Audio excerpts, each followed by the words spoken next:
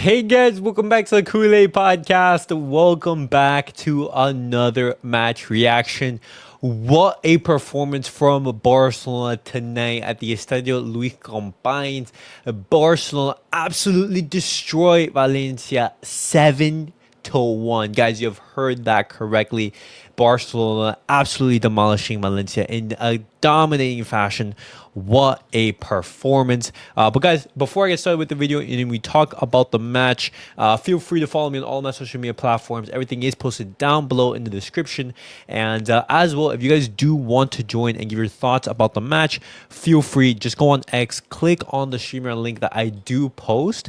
And once you click that link and you join it, you will be able to join into the live stream and we will be able to have a debate. But guys, let's first look at the lineup that Hansi Flick opted, for this absolutely dominating performance. And he did make some rotation, and that I liked, and that was much needed. You had Szczesny start in goal, and at first that was surprising because I was thinking, hey, I went into this game assuming that Szczesny was going to be our goalkeeper for the cup competitions, the UCL, potentially the Copa del Rey, and Iñaki Peña was going to be our goalkeeper for La Liga. But Hansi Flick opted for Szczesny, and we're going to be talking about him because he had, a lapse, and he did commit a mistake, but luckily it didn't count against Barcelona. And you also had Balde, Eric Garcia coming in to give rest to Ron Araujo, Pau Cuarci, and Jos Koundé in that back line. Pedri, he was feeling very, very sick, and so he was not even in the squad. He was absolutely given a rest, and hopefully he feels better and everything. He had, I believe, diarrhea, vomit, and just overall sickness. And he was Frenkie de Jong starting his place, partnered up with Marc Casado. And up top, you had Raphinha, Fermín Lopez, Lamine Yamal, and Ferran Torres. Ferran Torres giving some rest to Robert Lewandowski, which I thought was absolutely brilliant. And, in overall, the match, it was just absolutely amazing from Barcelona, dominating in every single facet and phase of the game. And we're going to be talking about it. But what is up, NJ? Good to see you. And we weren't able to have a halftime talk, but I want to know your feelings about the match. What did you make of this 7-1 win from Barcelona? You know, uh, it was a much needed win for us because again, because we're so behind now. So yeah, they did their job. Fair enough, but it's not over yet. We have to move on now and face the next opponent. Okay. Well, I mean that's straightforward. Yeah. I'm much more excited about this Barcelona win because it's a statement in La Liga. When you look at the La Liga table, with Atletico Madrid dropping points against Villarreal, Barcelona they had an opportunity to claw back some points, and that's what we did tonight. We cut that deficit down. We're now 3 points behind Atletico Madrid and 7 points behind the Real Madrid. Obviously, that's still a big gap, but it's not unsurmountable. Barcelona can still win La Liga, but it's going to be very, very difficult. We did start the match, guys, with this goal. Brilliant cross from Lamine Yamal into the feet of Frenkie de Jong, who I thought played very well in tonight's match. He gave a brilliant cross, and Frenkie de Jong able to control the ball and slots it into the left-hand corner. And continuing on, you had Ferran scale on the score sheet. Barcelona, they were working on the passage of play. Balde crosses the ball, and Ferran in the box, unmarked. Brilliant finish from Ferran. And overall, him alongside Fermín Lopez, who I viewed as the man of the match, was absolutely phenomenal. But before we move on, we look at the other goals. NJ, I want to know your opinion on Frenkie de Jong's performance in I, the overall opening parts of the minutes. I told you, man. Frankie De Jong is a good player. He just needed a couple of weeks to like prepare himself. Because again, he just came from injury. Now it shows you you don't have to start him every game. It's just that you play him on the right uh La Liga teams. Like you don't have to play him every single week at all. Like because he can bring a lot of stuff if he's focused, if he's healthy. If he's on his game, he brings a lot in the team. It's just that yeah, people blame because he's been underperforming from a couple of weeks ago, stuff like that. But again, Frankie De Jong on form, great asset from us. When Frankie de Jong is actually, playing well and putting in effort, he is a very very good asset to the team. But obviously, in these past couple of weeks, he's just those performances weren't there, and that lack of effort just it wasn't visible. And then that's why Yeah, yeah, yeah, we were rightfully so critical of yeah. Frenkie de Jong. But Dan, good to see you. Hi man, how are you? I'm good. How are you?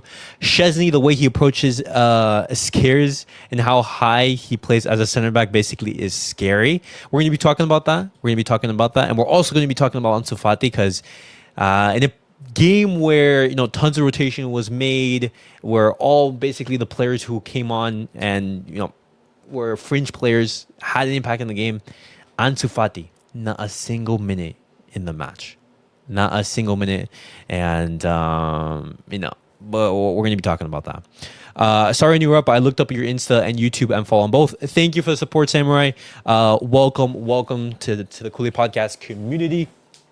And let's continue on. Let's look at the goals. And I thought Raphinha's third goal was really really good. I thought this Yeah, was one among of the better goals because if you look, there was an instance of play where Lamine Yamal has like a little back heel, and then Fermín Lopez just instantly like turns and gives a brilliant pass to Raphinha, and Raphinha is able to beat the goalkeeper and finish it. And that wasn't only Fermín Lopez's only intervention. It was also this goal right here, which made it 4-0. You had this world-class pass from Pau Cuarci into the feet of Fermín Lopez, but he controlled it brilliantly and finished it into the top right-hand corner. And Angie, I want to ask your opinion, your thoughts on Fermín Lopez's overall performance, because I thought that he was the man of the match. yeah, yeah. He was the man of the match for sure. Like he did. I mean, again with Fermin Lopez, he's not a starter like all the time. He's a super sub to me. View him as a super sub moving forward. But again, he brings a lot uniquely because again, he's he's a unique kind of player. He's a scoring number 10. He's not like a Danny Olmo 10 at all. Like he's a very offensive minded 10. Yeah. Do you, Which you need sometimes. Angie, do you view him as like the profile of maybe like a Jude Bellingham, like a box crasher Kind of, yeah, ish, but with more tech on him. with more tech? Okay. Okay. Yeah, because again, because I'm telling you right now, we know that I know that I'm going off topic, but again, we are rumored with the worst in Musiala. He is not gonna be the starter moving forward. He's gonna be a super sub. We know that. But again, No, I mean, we know Fermin Lopez's role in the squad. I think even he himself knows it. Like, hey, I'm not going to yeah, be a starter 100% of the time, but he will whenever play. I He will have an start some opportunity, games. I'll Yeah, take yeah, he advantage will of start it. some games. Yes, but Hmm. we know that. But he knows that he has a role in this team, which is perfect for him because again, he brings a lot. If needed, which is good. Absolutely. I like how he plays. It suits our system as a super sub. That's all I'm saying. Hmm. Because in a good way, in a good way. Hmm. No, yeah, and overall in the match, he was basically involved in every single Yeah, Barcelona goal because Barcelona, we created chance after chance after chance. You have this right here from Ferran, who we couldn't make it 5-0. You had in the second half, instances of him giving some great passes into the feet of Rafinha, for example, right here, yeah. or even right here for I believe the sixth goal. Hmm. You have Fermín Lopez give a brilliant ball to Robert Lewandowski, who came on as a sub for Rafinha, and Lewandowski dispatches it for the 6-0. But every single time you saw Fermín Lopez being involved in the play, and it was absolutely Yeah, fantastic. it's And perfect. with that, Barcelona, they've scored 101 goals in this season, and that's insane because we've only played what 21 games in La Liga, and we've played 7 games in the Champions League. Let's say roughly like 30 something odd games, and we've scored over 101 goals. We're basically averaging 3 goals a game. That's an insane stat, and something Yeah, that needs to be talked about. I'm You not know, really surprised about it because again, it showed you. We don't need that tiki taka bullshit for no the purposes tiki at all. taka ball. Yeah, we don't need. I mean, we can play that, but we don't have to like side pass all the time. For no reason. Again, that's why. That's why I said. It was good that you got Flick as a coach because to change the mindset, Hmm. that the philosophy of it. But obviously, we're still gonna have the tiki taka, but not all the time. Like again, he said we don't need to play that all the time. We can play just direct football because again, the game is about get win. It's not about playing Hmm. beautiful football all the time. Like No, yes, absolutely. like we can play beautiful football all the time, but it's not gonna help us win all the time, right? So yeah, sometimes you just have to play direct football. Sometimes it doesn't hurt. Sometimes, I like Barcelona being direct and being yeah, vertical in the way that we play. yeah, But with this system, you are exposed at times. You know, you are exposed with that high line. it You saw, for happens. example, the high. Understandable, it happens. That's something that comes with it. You Yeah, saw, for example, this mistake from Chesney when the high line was hmm caught off guard. And yeah, we're going to talk about Chesney because he did make this mistake. And if it wasn't for this Jules Koundé foul, that preceded the penalty call, then Barcelona, I believe it was at 3-0. It hmm could have become a 3-1, and that comes with the expectations of playing with a highline and everything. yeah, And even in the second half, you had this opportunity yeah, that Barcelona, they timed to perfection, and it was offside. But yeah. teams are going to be looking to expose you, and I want to talk about And this tackle yeah, and so NJ. Do you so And NG, you cut out right there. Well, wanted to ask you this the question specific, but do you think that yeah. Chesney is uncomfortable playing with this high line? Oh no, not really. It's just that again he's because of the lack of minutes and he's still like learning the players like how do you want to play position themselves like how they're gonna. But I won't be surprised in by March or April. That's where the real Stephanie will show up. Because again, Okay. he's still again as he said in the past videos, the live stream, he said he's the lack of minutes, the lack of playing time. For now, yeah, he's making simple mistakes, but I like trust him that he will fix No. it by when it matters the most. Okay. My opinion with this, I believe Samurai said it before, is that when you look at the two keepers that we do have, I do believe that Chesney is a better shot stopper than Iñaki Peña. I think that he can make clutch saves like to, um, you know, keep out a goal or anything like that. But I do think Iñaki Peña is a better sweeper keeper. I don't think I don't I don't remember an occasion that involved Iñaki Peña where he has come out and said, "Oh my God, he's just grossly mistimed that." I generally do think that this is, I would say a lack of rhythm, lack of minutes for Chesney that he's Yeah, that's causing these mistakes. yeah, And I do believe that if Chesney gets a run of form, he would, show that quality that he does have because, he was one of the best goalkeepers in the world, top 20, I believe, for the yeah, last decade or so, yeah, for for sure. top So again, teams. it's kind of weird. This is why I hate the goalkeepers in Barcelona because you're right. Peña is a better super keeper, but Chelsea is a better stopper. I'm like, why can't we have both in one for both players? I'm like, it's uh, annoying. But again, yeah, you're well, right. Like you're right with I that. mean, having both is like a rare gem. I think like the Yeah, only ones who are involved in that situation are what? Maybe Neuer, Alisson, yeah, yeah. and then And and Courtois a little bit. Courtois can super keeper, but not that good. yeah, That's true. exactly. Like that's where like you're stretching it a little bit. But Yeah, it's interesting to see what's going to happen with this whole goalkeeper situation because that is an interesting debate. But yeah. Because again, but over sorry to interrupt you. no, In go your for it. in your opinion, who will be the starter moving forward by March? I think In Chesney. your I think Chesney. yeah, yeah, same. I think Chesney. I think that tonight's match was an indication of who Hansi Flick wants to be the starting goalkeeper. I don't Yeah. think that for example Hansi Flick doubts Iñaki Peña. No, no, I no, not think at that all. he just views that Chesney he can give you that extra bit of quality that Iñaki Peña Yes, can't. You know, yes, you're right. and I feel bad for Iñaki because he hasn't done anything bad to warrant him being No, bench. But yeah. I as a mean, coach, you need to make these tough decisions. yeah, yeah. That's true. Because again, it's all about the team, and then because again, no matter what happens, if they win, Peña will get a trophy anyways in the end of the season as well. So they understand that. I mean, they can rotate, every 5 games, but the thing is, it's just a matter of like, which one's best. By March, Okay. it doesn't hurt.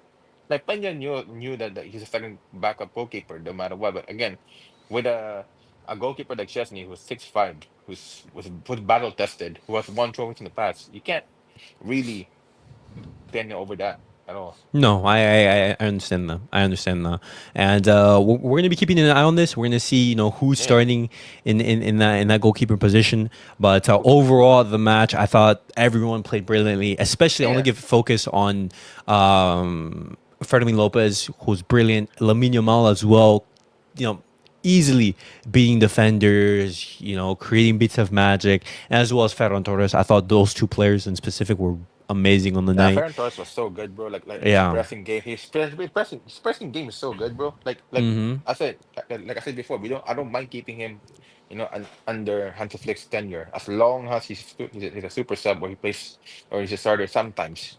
Yeah. Because Yeah. it shows it works if we put him in the right games, he Mm-hmm. will contribute a lot. No, yeah, he was getting into tons of dangerous Yeah, positions, just like I this get one. annoyed.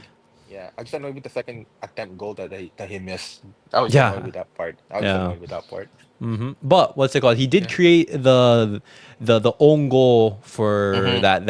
that created the seventh goal for Barcelona, Mm-hmm. and you give praise to Ferran because he has been criticized for some of his performances, but he was really good on the night. Lovely to see our players be given some minutes.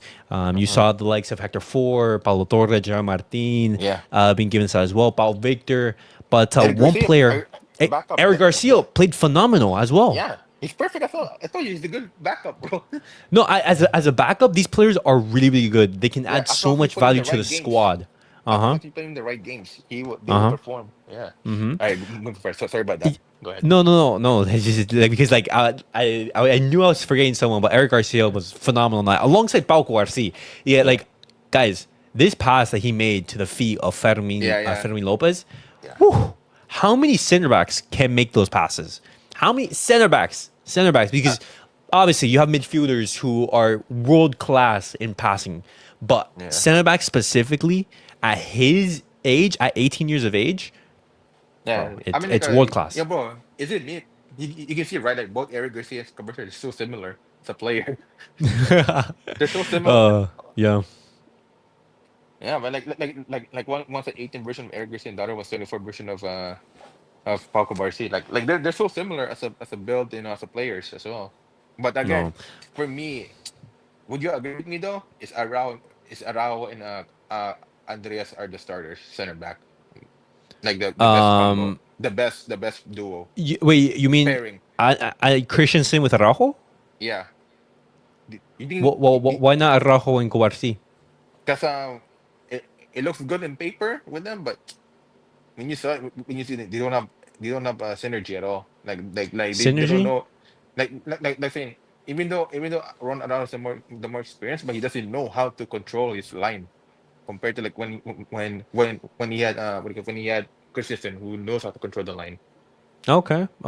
Yeah, What's up, Omar? Good to see you. Welcome. Do you think Cubarsí has stopped growing? He is 6 feet flat and puberty stops at 21, 22.